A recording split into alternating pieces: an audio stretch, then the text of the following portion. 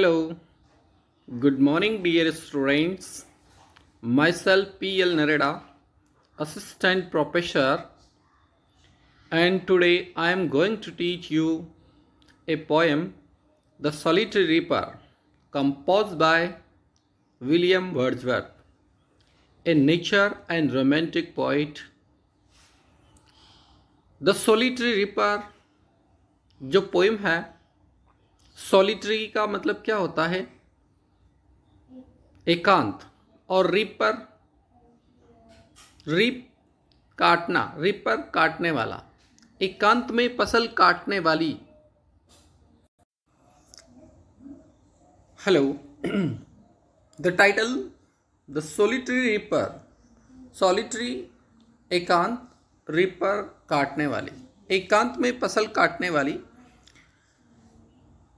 ये कविता William Wordsworth ने उस समय लिखी थी जब वो he was passing through a highland, जब वह हाईलैंड से गुजर रहा था और उसने देखा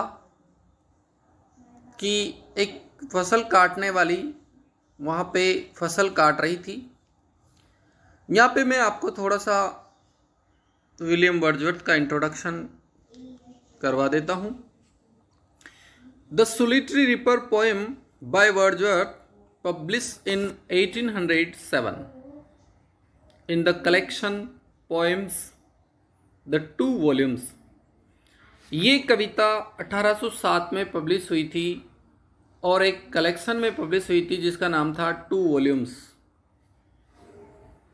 It is a pastoral snapshot of a young woman working alone in a field in the Highland of Scotland, singing a plaintive song in Gaelic। It is a snapshot, pastoral snapshot। ये जो कविता है pastoral है, देहाती, ग्रामीण। Snapshot, pictures, ग्रामीण देहात की picture हमारे सामने प्रस्तुत करती है। ऑफ ए यंग वुमेन, एक युवा औरत, वर्किंग अलोन, जो खुद काम कर रही थी, इन द फील्ड, खेत में।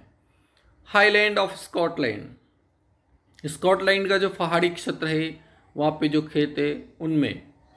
Singing a plaintive song in Gaelic, और जब वो खेत में फसल काट रही थी, सिंगिंग ए प्लेंटिव सॉन्ग, तो वो एक सिंपल सा गीत भी गा रही थी। प्लेंटिव सॉन्ग, साधारण सा गीत वो गा रही थी। इन गैलिक, गैलिक भाषा में, गैलिक वहाँ की भाषा है। जैसे यूँ कहा जाए कि बोली, जिसको हम ज़्यादा कहेंगे, गैलिक जो है वहाँ की बोली। जैसे हाड़ौती जो है, हाड़ौती क्षेत्र की बोली है, ढूंढाड़ी बोली है, इस तरह से ही गैलिक जो है वहाँ की बोली के रूप में है। और उसने वर्ड्सवर्थ ने सुना। The 4-8 stanza of this poems are written in a tight iambic tetrameter. ये जो कविता है इसमें 4-8 स्टेंजा है और जो बिल्कुल आयम्बिक टेट्रामीटर में लिखे गए। आयम्बिक इससे पहले हम पढ़ चुके हैं। आयम्बिक पेंटामीटर में 5 मीटर होते हैं और टेट्रामीटर में 8 मीटर होते हैं। Etch followed rhyme scheme AB AB C C D। इसकी जो राइम स्कीम है इस लिरिक की, वो इस तरह की है। AB AB C D। दो in the first and last stanza A rhyme is of. हालांकि जो फर्स्ट और लास्ट जो स्टेंजा है, 4 में 8-8 पंक्तियों के 4 स्टेंजा है, तो जो फर्स्ट और लास्ट जो स्टेंजा है उसमें ये राइम पूरी तरह से फॉलो नहीं की गई है। Wordsworth offers a definition of poetry as the spontaneous overflow of powerful feelings, and this ballad seems to support this view. Wordsworth की जो कविता है उसमें बताया है कि पोइट्री क्या होती है। Spontaneous power overflow. स्पॉन्टेनियस मतलब धारा प्रवाह, ओवरफ्लो उफनती है। पावरफुल फीलिंग्स, पावरफुल फीलिंग्स जो होती है वो धारा प्रवाह अपने आप उछलती है। और इस कविता में, इस बेलाड में इस चीज़ को बताया गया है। ये कविता एक बेलाड भी है। बेलाड में, बेलाड क्या होता है?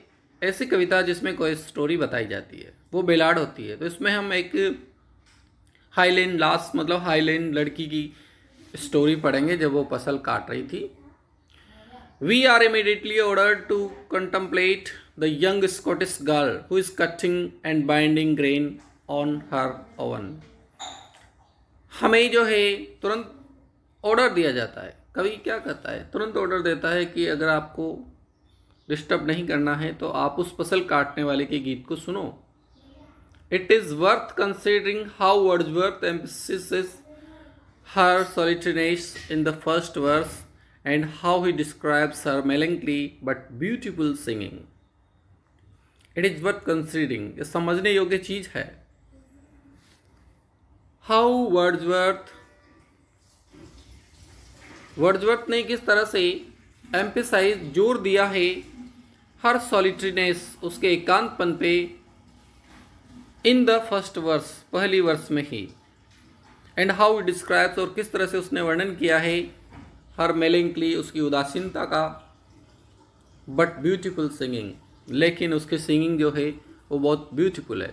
हालांकि उदास है लेकिन वो बहुत ब्यूटीफुल है उसका गाना।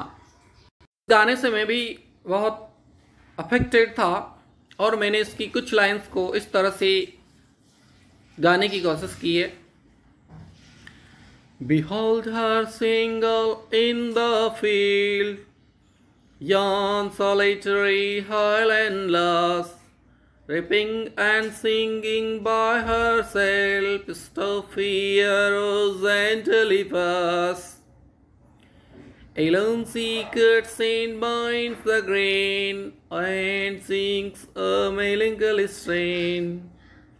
All listen for the well profound is overflowing with the sound. No nightingale did ever change, more welcome not to weary bands. इस तरह से इस गीत को मैंने थोड़ा सा गाने की कोशिश की है। अब इसका आप देखिए। Behold her, the poet addresses to the audience, to the listener. कवि ने ऑडियंस को, लिसनर को कहा है behold her, देखो, behold, look her, उसको देखो। Single in the field, वो खेत में अकेली खड़ी है। कवि पहाड़ी क्षेत्र में जो फसल काटने वाली है उसको देख करके कहता है बिहोल्डर, उसको देखो। सिंगल इन द फील्ड, वो खेत में अकेली खड़ी है।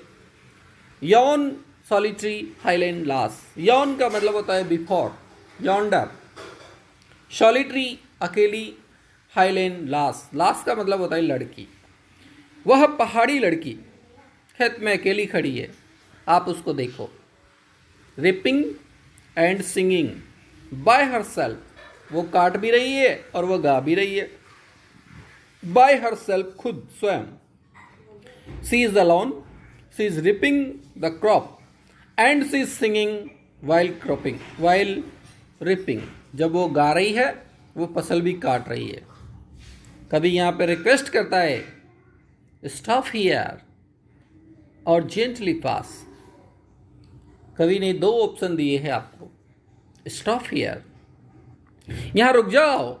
अगर आपको उसका गाना अच्छा लग रहा है तो रुक जाओ, और जेंटली पास या फिर चुपके से निकल जाओ। बाध्यता नहीं है। अगर आपको अच्छा लग रहा है गाना तो रुक जाओ, अच्छा नहीं लग रहा है तो चुपके से निकल जाओ, शोर शराबा मत करो। अगर आपने शोर शराबा किया तो वो गाना बंद कर देगी। जैसा हमने देखा है छोटे बच्चे अपने मस्ती में खेलते रहते हैं, और जब कोई बड़ा व्यक्ति आता है उनको देखता है तो बच्चे खेलना बंद कर देते हैं, शर्मा जाते हैं बच्चे। इसीलिए कवि यहाँ भी कर रहा है स्टॉप हियर और जेंटली पास। अगर तुम्हें उसका गाना अच्छा लग रहा है तो रुक जाओ, otherwise go from here. Alone she cuts and binds the grain. Alone अकेली ही, she cuts वो काटती है, binds बांधती भी है, grain फसल को वो अकेली ही काटती भी है और बांधती भी है। फसल को वो अकेली ही काट रही है और बांध रही है। And sings a melancholy strain, और इनके साथ वो गाना भी गा रही है। स्ट्रेन का मतलब होता है गीत, मेलंकली मतलब होता है उदासी भरा। वह उदासी भरा गीत गा रही है। O listen for the vale profound, O listen पाठकों से कवि क्या कहता है, ओ लिसन सुनो। फॉर द वेल प्रोफाउंड इस गहरी घाटी में, वेल घाटी और प्रोफाउंड गहरी, इस गहरी घाटी में इज ओवरफ्लोइंग ये उफन रही है विद द साउंड उस गीत की आवाज से। ये जो गहरी घाटी है जहाँ पे वो गा रही है ये उफन रही है, इसमें उसका गीत जो है सरोबार हो रहा है, उफन करके बाहर आ रहा है। कवि ने फर्स्ट स्टेंजा में उसके गीत की विशेषता बताई कि उसका गीत जो है उस घाटी से उफन करके बाहर आ रहा है। कवि नेक्स्ट स्टेंजा में उसके गीत की तुलना उस कुकू बर्ड और नाइटिंगेल से करता है। No nightingale did ever chant more welcome notes to weary bands of travelers in some shady haunts among Arabian sands। देखो कितनी सुंदर इमेजरी कवि ने दी है। No nightingale did ever chant, किसी भी बुलबुल ने ऐसा गाना नहीं गाया होगा। चैंट का मतलब होता है गीत गाना, समूह में जो गीत गाते हैं उसको चैंट बोलते हैं। No nightingale did ever chant, किसी बुलबुल ने ऐसा गाना नहीं गाया होगा। बुलबुल कहाँ गाती है गाना। मोर वेलकम नोट्स, मोर वेलकम नोट्स स्वागत योग्य, नोट्स गीत स्वर, टू वेरी बैंड्स थके हुए यात्रियों के स्वागत में, थके हुए very bands of travellers, travellers यात्री, इन सम सैडी हॉन्ट, सैडी छायादार, हॉन्ट नकलिस्तान में, किसी छायादार नकलिस्तान में, अमंग अरेबियन सैंड्स अरेबिया के मैदानों में, अरेबियन सैंड्स मैदान रेतीले मैदान। यहाँ पर हम इस स्टेंजा में हम यहाँ पे नीचे से ये जो अमंग अरेबियन सैंड्स है यहाँ से इसका अर्थ इस तरह से समझेंगे, अरेबिया के मैदानों में थके हुए यात्रियों का स्वागत करने के लिए किसी भी बुलबुल ने ऐसा सुंदर गीत नहीं गाया होगा। पुराने ज़माने में जब लोग यात्रा पे जाते थे, जब कोई साधन नहीं हुआ करते थे बसों के, तो झुंड के झुंड वियरी बैंड्स, जिसके यहाँ पे आया ना वियरी बैंड्स, बैंड का मतलब होता है समूह।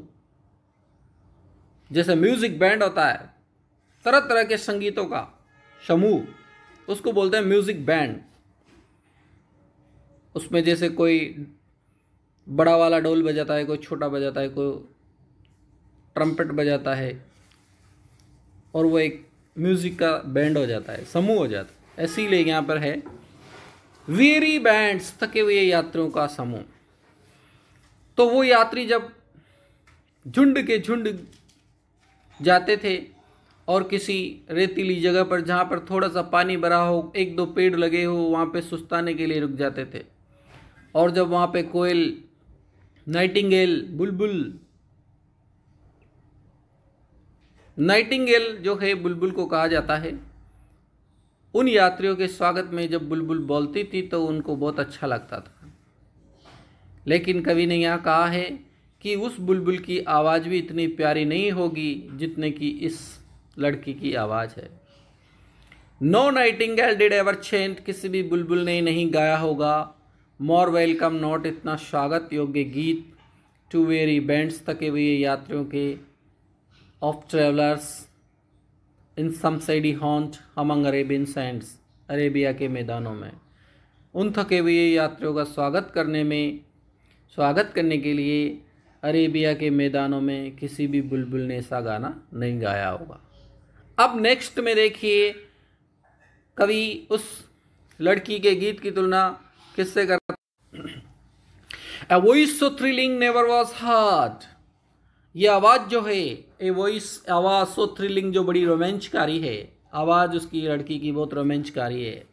नेवर वॉज हर्ड, कहीं नहीं सुनी होगी, इतनी रोमांचकारी आवाज़ नहीं सुनी होगी। इन स्प्रिंग टाइम, बसंत के मौसम में, बसंत के मौसम में भी ऐसी आवाज़ नहीं सुनी होगी। फ्रॉम द कुकू बर्ड, कोयल के मुंह से, फ्रॉम द कुकू बर्ड कोयल, कोयल के मुंह से भी इतनी रोमांचकारी आवाज़ बसंत के मौसम में नहीं सुनी होगी। Breaking the silence of seas, जो कि सन्नाटे को तोड़ देती है। कोयल की आवाज़ ब्रेकिंग, जो तोड़ देती है द साइलेंस, सन्नाटे को, ऑफ द सीज, समुद्र में। Among the farthest brides, farthest का मतलब होता है दूर दराज, समुद्रों के बीच में। हैब्राइड्स द्वीप, हैब्रिड्स द्वीप के बीच में समुद्र के सन्नाटे को तोड़ती हुई कोयल की आवाज़ बसंत के मौसम में जब आती है तो वो बहुत अच्छी लगती है। लेकिन इस लड़की का जो गाना है, अ वॉइस सो थ्रिलिंग, वो बड़ा ही रोमांचकारी है। नेवर वॉज हर्ड, ऐसा कभी नहीं सुना होगा।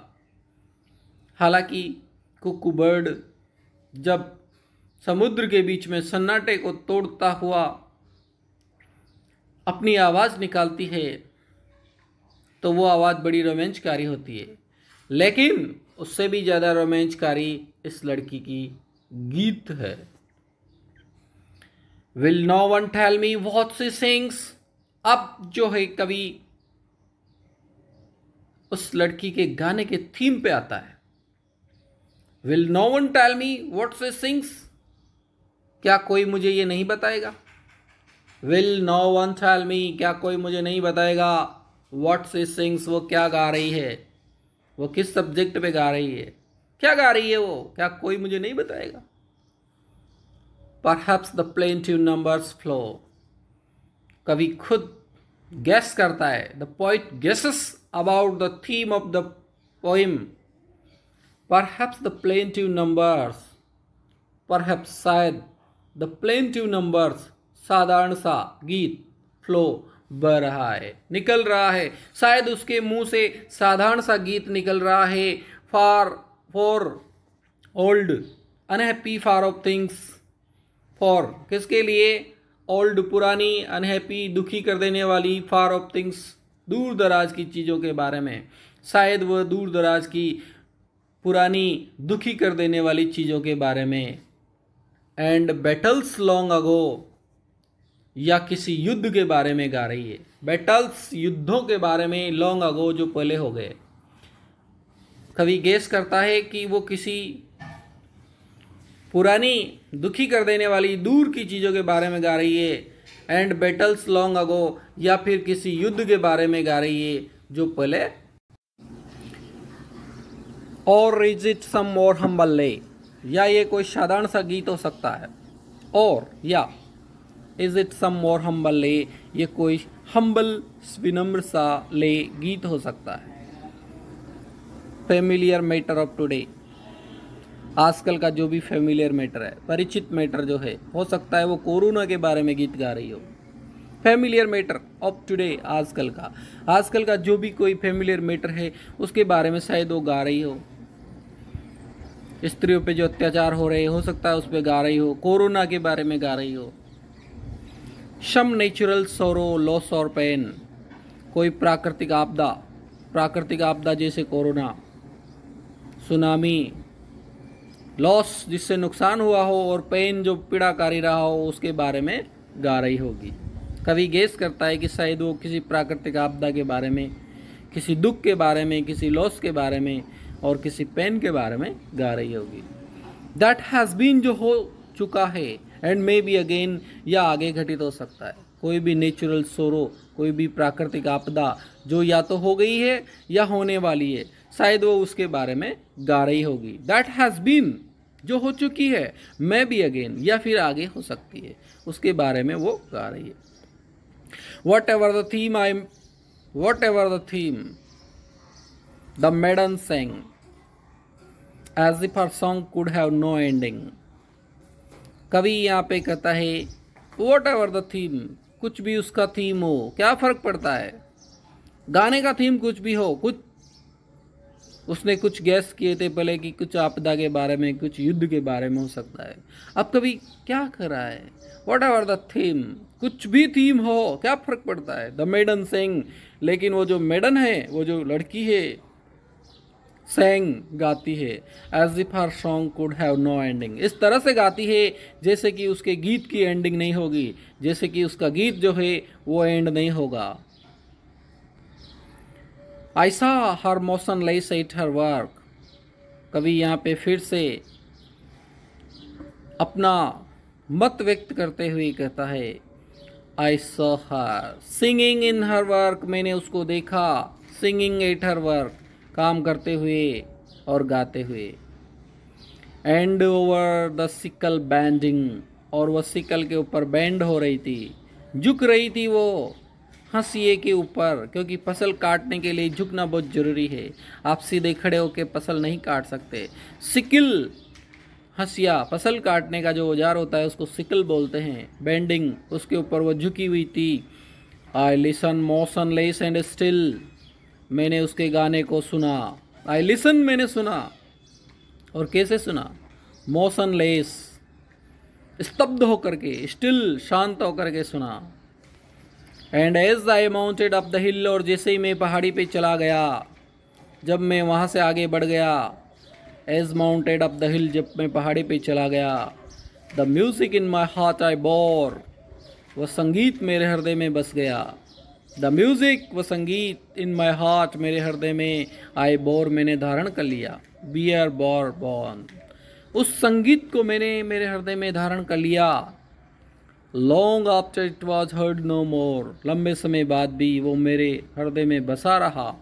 लॉन्ग आफ्टर, लंबे समय बाद, इट वॉज हर्ड नो मोर, जब इसको सुना नहीं तब भी, जब लंबे समय बाद उस संगीत को मैंने नहीं सुना, फिर भी वो संगीत मेरे हृदय में बस गया। कवि ने बहुत ही शानदार शब्दों में ही कहा कि जब वो संगीत नहीं रहा, लेकिन फिर भी संगीत का प्रभाव मेरे हृदय में बस गया। स्पॉन्टेनियस ओवरफ्लो पावरफुल फीलिंग्स की जो थ्योरी कवि ने दी है वो इसी पे आधारित है। स्पॉन्टेनियस पावरफ्लो फीलिंग्स, वो भावनाएं जो हमने पहले सुनी वो फिर से उछलती रही। Impatient the poet ask will, और इस तरह से गीत को मोशनलेस होकर के सुना। तो स्टूडेंट्स, इसी तरह से आपको नए नए वीडियो मिलते रहेंगे जो कि आपके लिए बहुत उपयोगी होंगे, और इस चैनल को सब्सक्राइब कीजिएगा। Thank you.